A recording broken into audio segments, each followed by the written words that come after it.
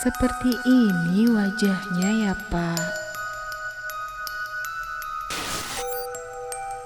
Dan gak lama menurut Rizky, tiba-tiba sosok wanita itu memuntahkan sesuatu dari mulutnya ke teras rumahnya Rizky. Saat diperhatiin sama si Rizky, di muntahannya itu terlihat ada belatung yang sangat banyak.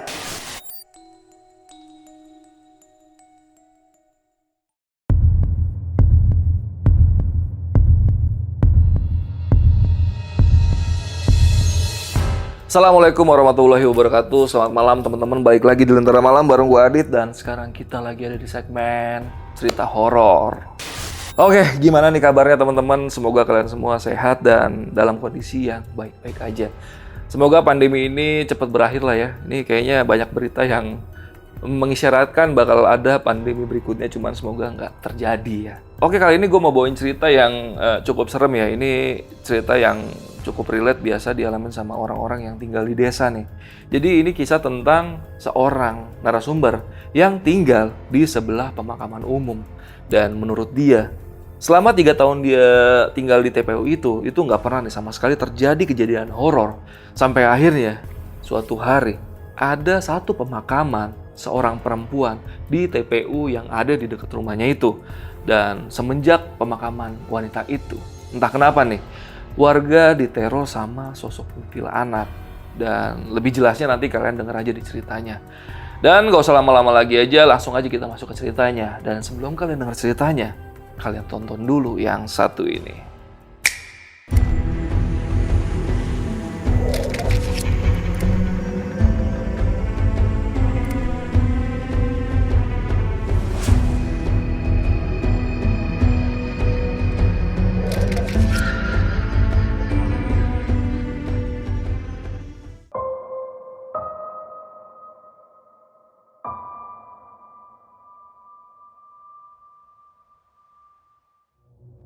Entah apa nih yang ada di pikiran ayahnya Rizky, hingga beliau membeli rumah di salah satu komplek yang berada di Kabupaten Bogor. Di mana komplek perumahan tersebut bersebelahan langsung dengan lahan pemakaman umum atau TPU. Dan lebih parahnya lagi, rumah yang dipilih pun malah berada pada posisi blok yang berbatasan langsung dengan TPU tersebut. Di mana di situ rumahnya hanya dibatasi tembok dengan ketinggian kurang dari 2 meter. Gak pernah terpikir nih dalam benaknya Rizky bahwasanya kuburan akan menjadi pemandangannya sehari-hari. Belum lagi bayang wujud para demit seakan tergambar jelas, membuat Rizky dan adik semata wayangnya bergidik ngeri kala pertama kali mereka mulai menempati rumah tersebut. Menurut Rizky, seiring berjalannya waktu, ketakutan itu tidak pernah terbukti dan gak sekalipun nih kejadian goib dan mistis mengusik kehidupan mereka. Bahkan bagi Rizky pribadi, sudah menjadi hal yang biasa kala dirinya melihat jajaran kuburan ataupun prosesi pemakaman di dalam TPU tersebut.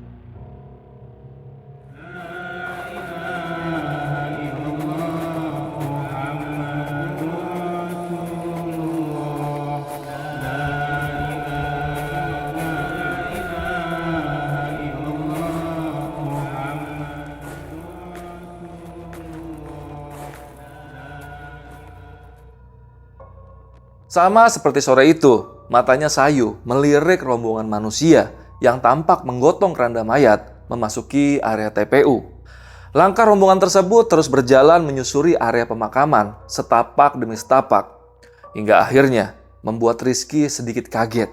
Karena baru kali ini nih, lahan yang digunakan sangat dekat dengan posisi rumahnya dia. Jaraknya mungkin gak terlalu jauh. Itu jaraknya kira-kira 3 meter dari rumahnya Rizky. Rizky heran nih, karena seingat dia, sudah ada kuburan lain yang seharusnya berada di sana. Terlebih TPU itu juga bukan TPU yang baru dibuka.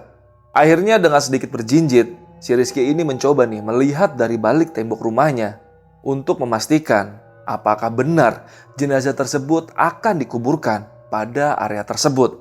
Dan ternyata benar saja, jasad itu benar-benar dimakamkan di lahan tersebut. Anissa Cahya binti Legiman. Spontan dirinya membaca nama yang tertera pada nisan kuburan itu. Saat itu mungkin karena sudah 3 tahun menetap di dekat TPU itu, Rizky sama sekali nih nggak merasa ngeri berada di sana. Cuma mohon maaf, bila biasanya kuburan baru identik dengan bau bunga, namun saat itu si Rizky ini harus menutup hidungnya nih karena begitu menyengatnya bau busuk yang keluar dari liang lahat tersebut. Selang beberapa hari dari pemakaman tersebut, suasana komplek tempat Rizky tinggal dikejutkan oleh cerita Kang Udin, security komplek tempat Rizky tinggal. Pagi itu Kang Udin ditemukan tertidur di area makam. Warga pun mencoba nih membangunkannya dan menanyai kenapa dia tidur di area pemakaman. Di situ Kang Udin malah terdiam. Wajahnya langsung memucat dengan bibir yang terlihat gemetar. Dia kelihatan ketakutan nih dan gak lama berselang dia malah kejang-kejang dan kembali pingsan. Akhirnya warga pun membawa dia nih ke puskesmas terdekat dari kompleknya Rizky. Dan setelah itu kabar burung berhembus cepat dari mulut ke mulut. Hingga semua warga komplek ini dihebohkan nih dengan cerita penampakan kuntilanak. Menurut warga, Kang Udin bisa pingsan di area pemakaman itu karena malamnya dia ditampaki sosok kuntilanak di TPU tersebut. Dan sejak peristiwa itu Kang Udin enggak nih melanjutkan kerjanya sebagai satpam di komplek lagi. Malahan cukup susah nih bagi warga komplek untuk mencari pengganti Kang Udin karena saking cepatnya kabar mistis itu menyebar kemana-mana. Alhasil karena kejadian tersebut, untuk sementara waktu penjagaan di malam hari akan dilakukan oleh warga komplek perumahan tempat Rizky tinggal secara bergantian.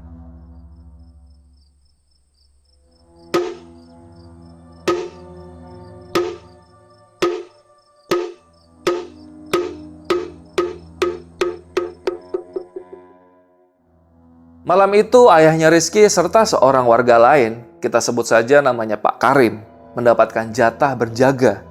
Karena saat itu bukan malam minggu, tentu saja nih minim tenaga bantuan yang menemani mereka. Jadi mereka saat itu cuma ronda berdua aja. Belum lagi malam itu rintik hujan turun nih, yang semakin membuat keadaan komplek gak jauh beda dengan keadaan TPU di sebelahnya. Dari pengakuan ayahnya Rizky, sekitar jam 1 malam, beliau sempat nih meninggalkan Pak Karim sendiri. Dia beralasan pengen pulang dulu sebentar karena ingin menunaikan hajat yang udah nggak bisa ditahan lagi sama dia. Nggak lama nih, hanya 10-15 menit kemudian, ayahnya Rizky ini udah kembali lagi ke pos penjagaan. Tapi sesampainya di pos penjagaan, keadaan pos ini kosong dengan keadaan gerbang komplek yang terbuka lebar. Ayah Rizky sempat merasa panik nih, khawatir terjadi pencurian di malam itu. Segeralah diambilnya HP dari kantung celananya dan menelpon Pak Karim.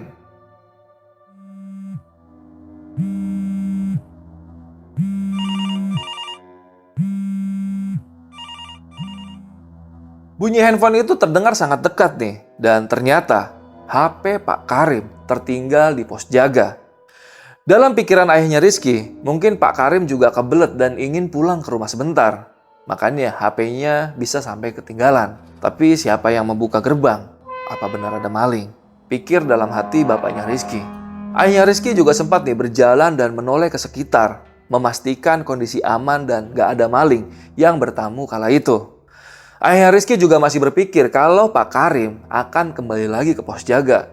Karena kan HP-nya ketinggalan, pasti dia bakal balik lagi untuk mengambil HP-nya. Dan ketika beliau sudah memastikan semuanya terkendali, dia berinisiatif nih hendak mengunci kembali gerbang tersebut. Tapi tiba-tiba, satu suara terdengar lembut menyapa dia. Pak, jangan ditutup dulu. Mbak siapa ya? Dari mana? Saya Cahya, Pak, saudarinya Pak Karim. Maaf ya mengganggu malam-malam. Ayahnya Rizky tidak langsung percaya nih dengan wanita itu. Dan dia masih memberikan beberapa pertanyaan kepada perempuan itu. Dan setelah bertanya cukup panjang, serta ayahnya Rizky mendapatkan penjelasan yang cukup jelas bahwa wanita itu berkunjung untuk mengantar obat kepada Pak Karim. Dia pun akhirnya membuka kembali gerbang yang tadi sempat dikunci oleh ayahnya Rizky.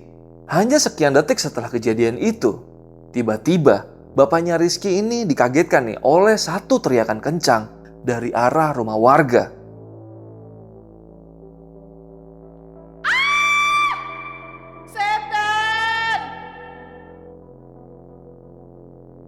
teriak seorang wanita yang berasal dari salah satu rumah di komplek tersebut. Beberapa warga yang mendengar teriakan tersebut terlihat berhamburan keluar menuju ke arah sumber suara. Begitu juga dengan ayahnya Rizky nih, yang sejenak terlupa akan sosok wanita yang ada di dekatnya tadi. Ternyata teriakan itu bersumber dari rumahnya Pak Karim. Sesampainya di rumah Pak Karim, warga menemukan istri Pak Karim sudah tergulai pingsan di depan teras rumahnya. Akhirnya warga pun sigap nih, langsung menolong istri Pak Karim. Gak ada yang dapat menjelaskan apa yang terjadi saat itu.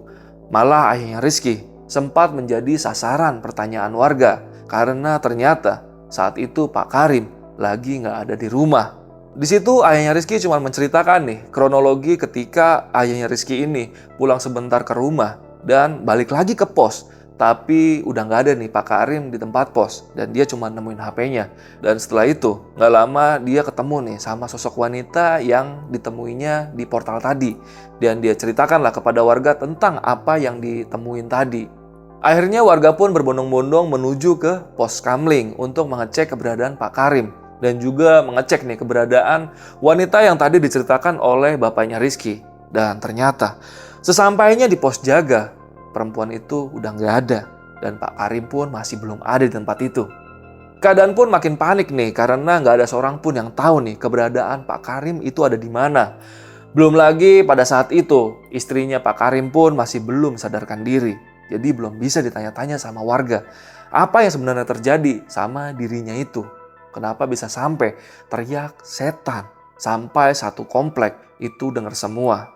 Akhirnya beberapa warga pun termasuk ayahnya Rizky berinisiatif mencari Pak Karim di sekitaran komplek. Dan akhirnya, tepat sekitar jam 3 pagi, akhirnya Pak Karim ini dapat ditemukan.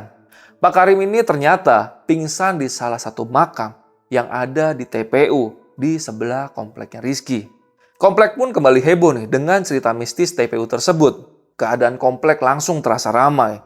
Gak hanya para lelaki, kaum wanita bahkan anak-anak pun tak luput mencari informasi mengenai apa yang menimpa Pak Karim dan istrinya. Rumah Pak Karim sesak nih menampung warga yang silih berganti datang untuk melihat keadaan mereka. Akhirnya menjelang azan subuh berkumandang, barulah kondisi Pak Karim dan istrinya mulai bisa diajak berbicara.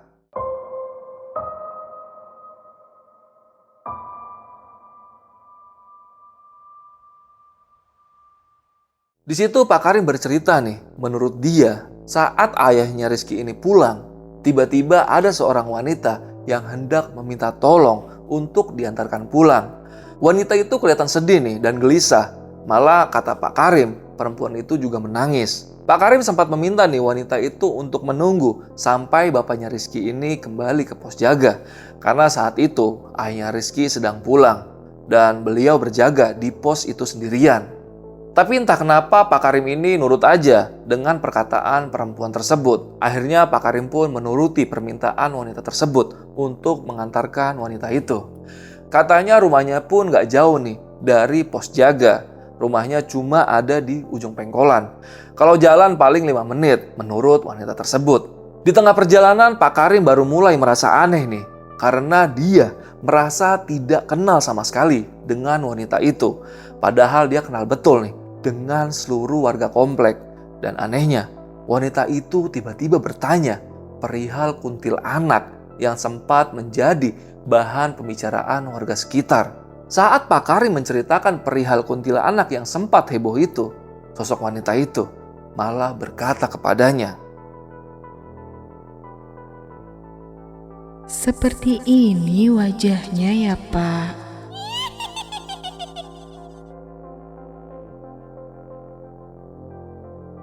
Pak Karim di situ langsung terkaku nih, takut akan apa yang ada di depannya. Wanita yang sedari tadi bersamanya ternyata kuntilanak yang sedang menjadi bahan pembicaraan warga. Menurut Pak Karim, sosok wanita itu sangat mengerikan. Setengah wajahnya gosong dengan daging yang menganga penuh dengan belatung. Wajah dan suara kuntilanak itu membuat Pak Karim lari kocar-kacir. Sampai akhirnya Pak Karim hilang kesadaran dan ditemukan oleh warga tertidur di TPU yang berada tepat di sebelah kompleknya Rizky. Beda halnya dengan Pak Karim. Istrinya malah mengaku nih, rumahnya diketuk oleh suaminya. Dia sempat bingung nih karena Pak Karim seharusnya membawa kunci serep. Tapi saat itu, Pak Karim malah mengetuk pintu dan minta dibukakan oleh istrinya. Begitu pintu rumah dibuka, istrinya Pak Karim melihat nih, Pak Karim sedang duduk di teras rumah dengan muka yang cukup pucat. Akhirnya istrinya Pak Karim ini berinisiatif nih untuk memijat Pak Karim sambil tanya-tanya, kenapa kok sudah pulang?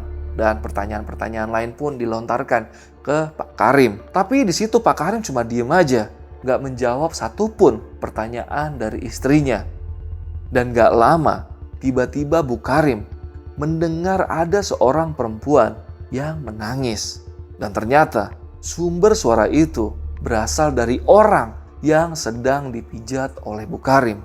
Dan tiba-tiba juga sosok Pak Karim yang dari tadi dipijat oleh istrinya tiba-tiba berubah menjadi sosok kuntilanak yang mengerikan. Seketika Bu Karim pun langsung berteriak seperti teriakan yang tadi didengar oleh para warga. Dan seketika itu juga Bu Karim langsung pingsan.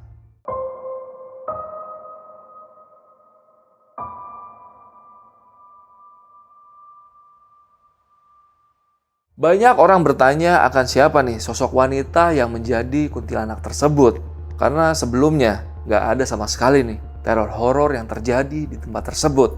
Teror tersebut terjadi semenjak Rizky melihat ada sosok wanita yang dikuburkan di dekat rumahnya waktu itu yang memiliki nama Cahya binti Legiman. Singkat cerita, dalam seminggu ada saja nih warga yang menjadi korban keusilan kuntilanak itu. Pasti setiap harinya ada satu warga yang bercerita kalau dia melihat sosok kuntilanak itu. Nggak lagi warga komplek, warga di luar komplek pun mendapat teror yang sama.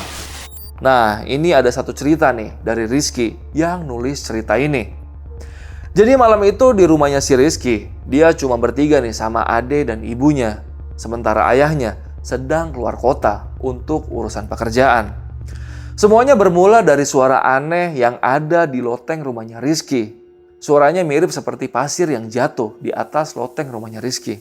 Karena penasaran, si Rizky yang lagi santai di teras rumahnya, akhirnya ngecek nih, ngeliat ke atas rumahnya.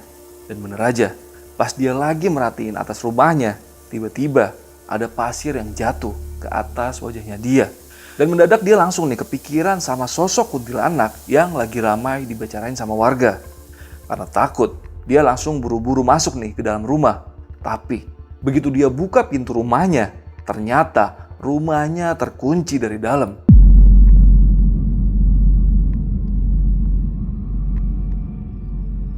Padahal dia ingat betul nih kalau tadi pintu rumahnya itu nggak dikunci sama sekali. Akhirnya Rizky yang panik langsung ngedor-gedor pintu rumahnya sambil manggil-manggil ibu dan adiknya. Tapi sialnya saat itu nggak ada jawaban sama sekali nih dari arah dalam rumah. Dan tiba-tiba saja kecium bau bangke yang sangat menyengat. Tangan Rizky yang lagi berusaha memaksa membuka pintu tiba-tiba langsung seketika gemetaran. Perasaannya langsung gak karuan. Dan bener aja, begitu Rizky ngelihat ke arah belakangnya, di situ dia ngelihat kuntilanak itu lagi duduk di tembok pembatas antara TPU dan komplek perumahannya. Wajah kuntilanak itu menurut Rizky sama percis dengan apa yang dia dengar dari para warga selama ini. Akhirnya Rizky yang ketakutan terus nih berusaha memanggil ibunya dengan keras sambil tangannya yang lemes itu terus berusaha nih membuka paksa pintu rumahnya. Dan gak lama terdengar suara kuntilanak itu seolah-olah sedang menertawai Rizky yang sedang kepanikan saat itu. Makin lama menurut Rizky nih suara perempuan itu makin menghilang. Tapi tiba-tiba udara dingin langsung menyelimuti sekujur tubuhnya Rizky. Sampai akhirnya Rizky merasa nih ada yang memegang punggungnya dia. Begitu Rizky menoleh ke belakang, ternyata kuntilanak yang dari tadi duduk di tembok pembatas TPU tiba-tiba sudah berdiri tepat di belakangnya Rizky. Di situ Rizky seperti nggak bisa lagi nih teriak memanggil ibu dan adiknya. Tubuhnya langsung lemes dan tersungkur di teras rumahnya. Di situ dia ngeliat nih wajah kuntilanak itu dengan sangat jelas. di mana kuntilanak itu wajahnya agak gosong dan juga dipenuhi borok dan belatung di wajahnya. Dan gak lama menurut Rizky, tiba-tiba sosok wanita itu memuntahkan sesuatu dari mulutnya ke teras rumahnya Rizky. Saat diperhatiin sama si Rizky, di muntahannya itu terlihat ada belatung yang sangat banyak. Alhamdulillahnya gak lama dari kejadian itu, ibunya Rizky pun membukakan pintu nih. Dan Rizky langsung menceritakan semua kejadian tadi kepada ibunya itu.